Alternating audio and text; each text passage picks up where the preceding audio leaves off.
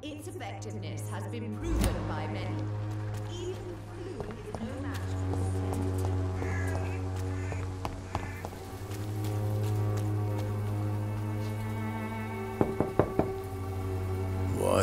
What do you want?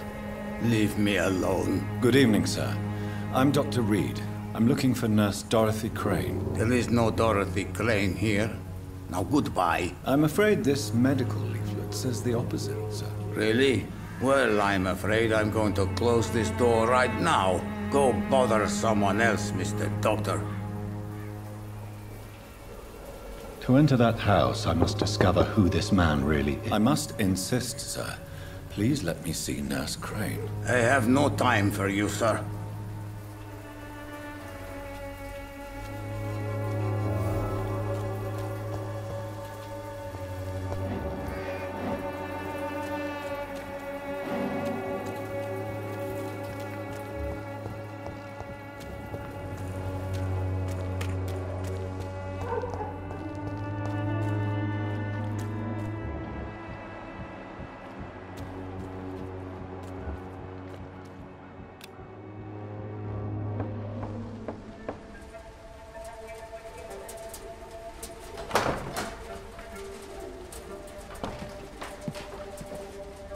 A strange man was at the door with a pass for our medical facility. I refused him entry.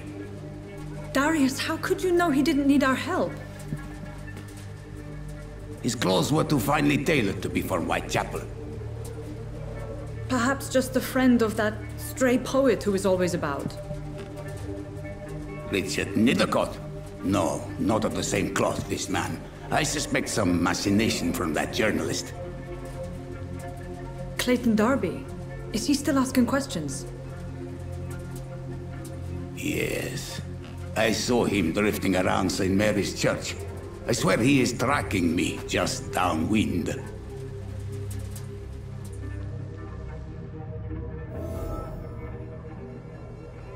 I must talk to that journalist or the poet. They must know about Darius. Nearby the church they just mentioned.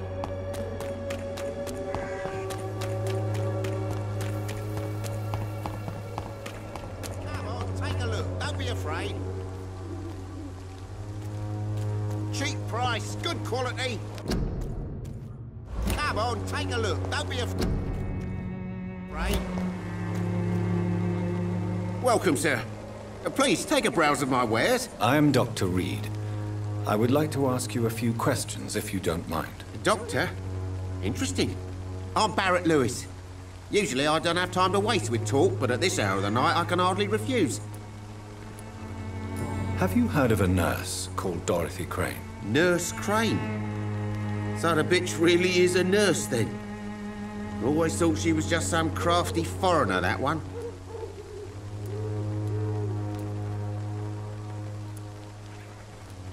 So she's trying to help her fellow immigrants. Why would that make her a villain? Dorothy Crane ain't even a real name. Something like Dorothea Craniu. Something like that. Came to England fleeing the war, I was told. That doesn't explain why she irritates you so much. Your precious Nurse Crane gives away medical supplies and prescriptions for free. I offered to sell it for a fair cut, but no. Miss Crane wanted to play the quiet saint.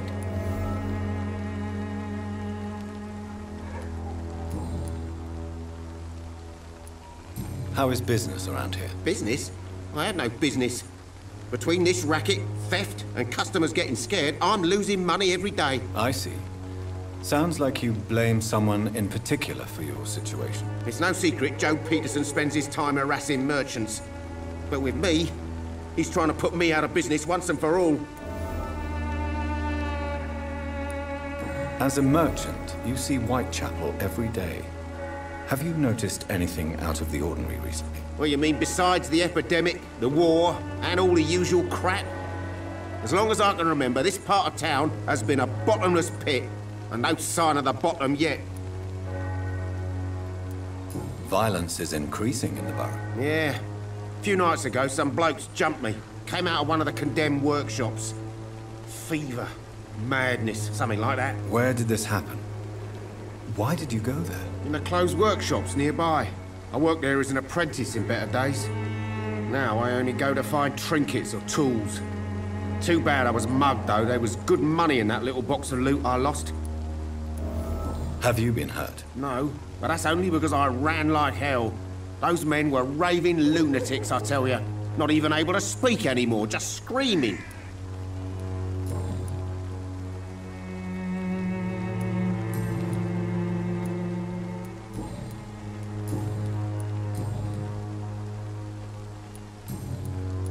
Right then. Show me what you have.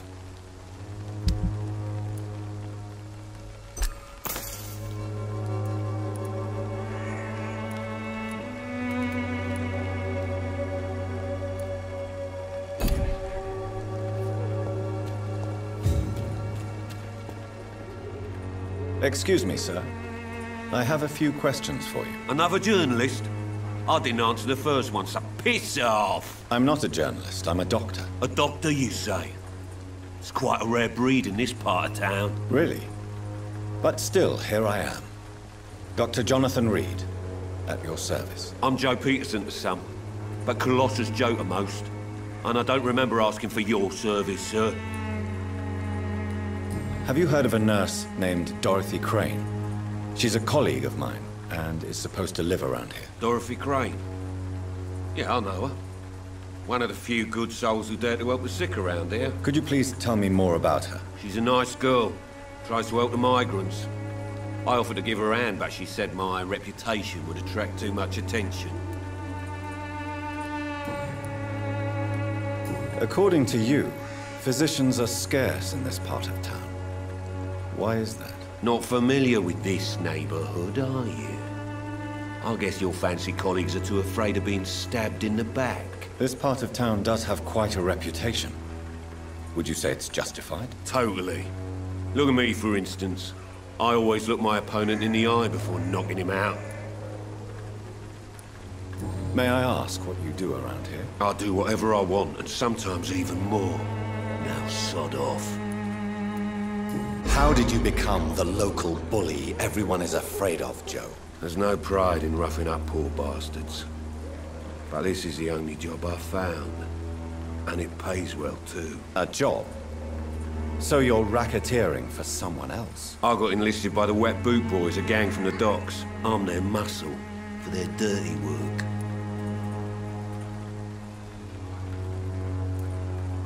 Most people don't become thugs when unemployed. This is a choice you made. I don't care what you think, sir. I do what I have to do for my own reasons, and that's that. I'm not sure Mr. Lewis would agree with your by all means necessary philosophy, sir. Oh, do you really think he's the poor victim here? Barrett can be as sneaky as anyone. Long ago, I even called the bastard my best friend.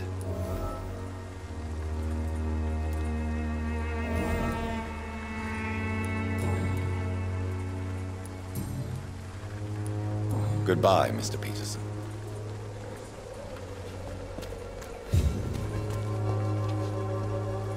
Fancy buying something, sir? You never lose your focus, do you? Goodbye for now, Mr. Lewis. Fancy buying something, sir? You never lose your focus, do you?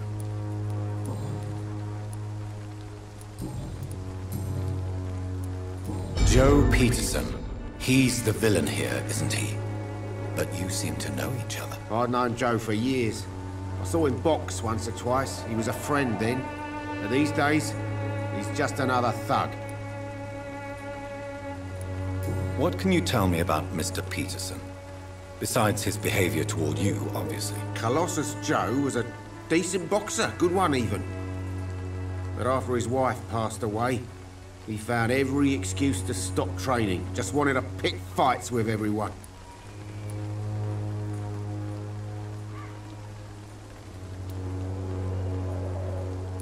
Without making excuses for him, it's safe to say that despair can poison even the sanest mind. We've all had some rough times, ain't we?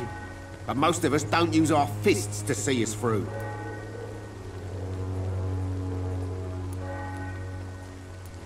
And no one has ever stood up to this thug. Nobody would be fool enough to stand against a wet boot boy. Goodbye for now, Mr. Lewis. I know it's hard to believe,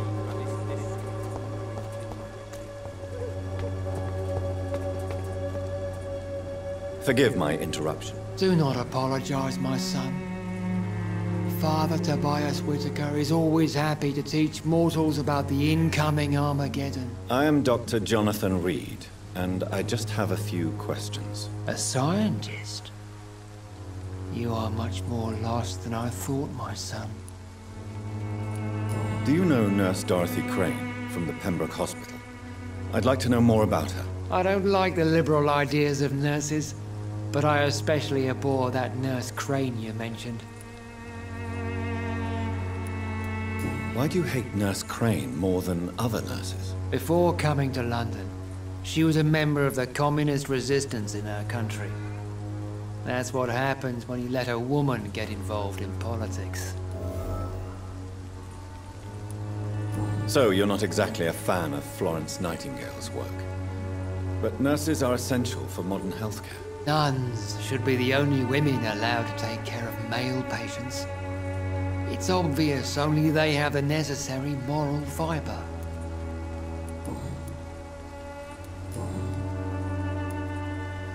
What do you mean when you say that I am more lost than you thought? All scientists are entangled in a world of causes and consequences, and most of them can't see the plain truth. Quite a judgmental opinion, if you ask me. But what do I know? Blinded by science as I am. But you are seeking answers, aren't you? Answers about the Armageddon about to strike the city. Answers about the hidden truth. Well, I suppose I can spare a few minutes listening to your so-called truth. As a doctor, you must be aware of the decimating epidemic. But let me tell you that this so-called Spanish flu is just the beginning of the end. What do you mean? The beast is finally revealing itself, corrupting the flesh and the heart of men. With my own eyes I have seen them, those minions from the abyss. Really? And what would be your answer to this biblical threat? We must fight the disease before this legion outnumbers us. But not with scalpels and microscopes. No. What is left then? Cleansing fire.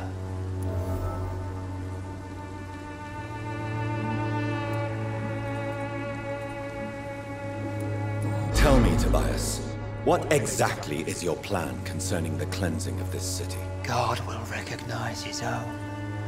More than once this city has risen from the ashes, hardened and purified by the flames.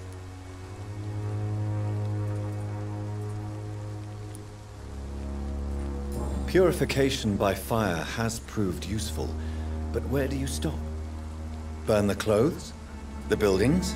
The corpses? Worse? Your lack of faith is predictable. But my task is to convince rational minds like yours to see the light. This is God's will. You're mad and dangerous. You're nothing but a soulless butcher. A small-time Torquemada. The Savonarola of Whitechapel.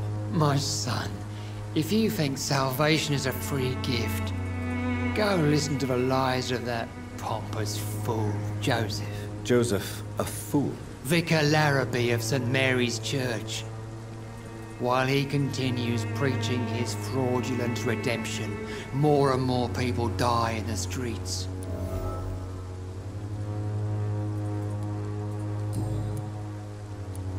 I have heard enough for tonight. Goodbye.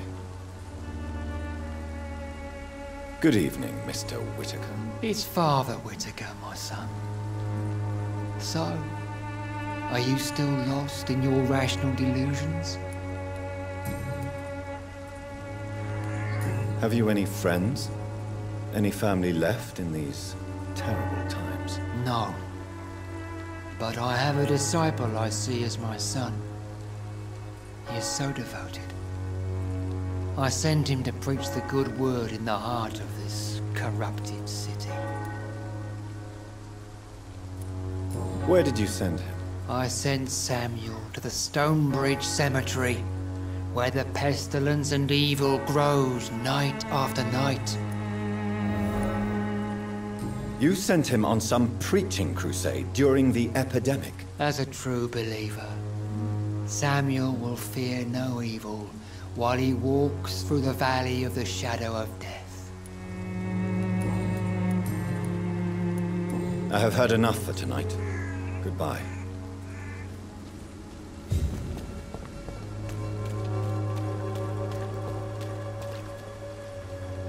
Excuse me, sir. Are you familiar with this part of town?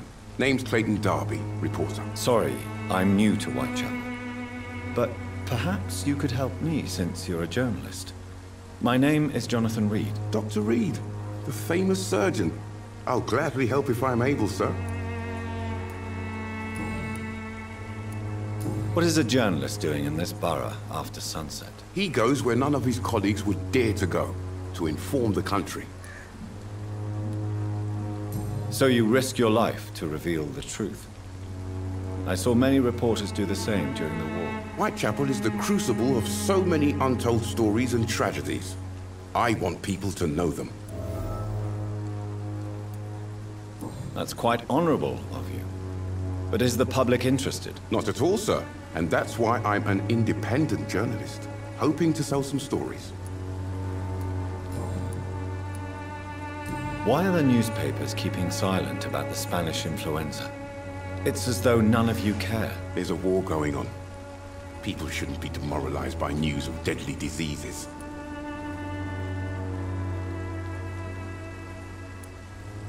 It's a disgrace. People are left to die alone. No one is properly informed of the risks. These are bad times indeed. So much for the glorious British Empire.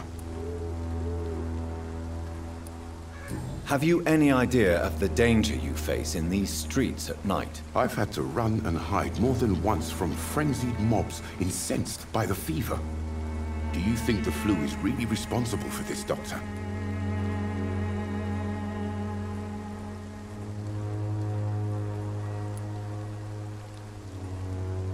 I must confess, some of my rational views have been shaken by recent events. I'll remember to stay away from the district's roughest streets then.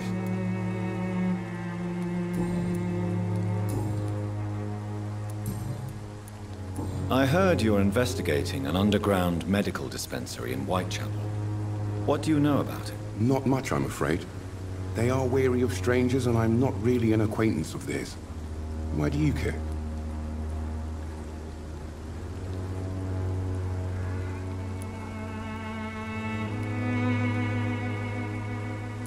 I'm a doctor, Mr. Darby. I care about everything involving public health and this epidemic. Are you sure you're not just concerned about the repercussions that a scandal involving a certain Nurse Crane from the Pembroke Hospital would bring? Without a doubt, you are a damn fine journalist, Mr. Darby. What do you know of her accomplice, a man named Darius? I don't know much about the man. He's very cautious, never goes out, doesn't seem to have any friends or family. He has no relatives at all? No, except for that strange man, a poet named Richard Nethercott, who sometimes comes by. Darius would never let him in. Where can I find this Mr. Nethercott? He spends most of his time lurking around Whitechapel, talking to himself or declaring verses. These days, you can usually find him behind the church. He never goes out? No. A few days ago, he unexpectedly did. I followed him, but it was just a ruse to keep me away from his house. Really? How do you know? He went to the nearest mailbox, but just before posting his letter, he ripped it up and threw it away. Goodbye, Mr. Darby. Farewell.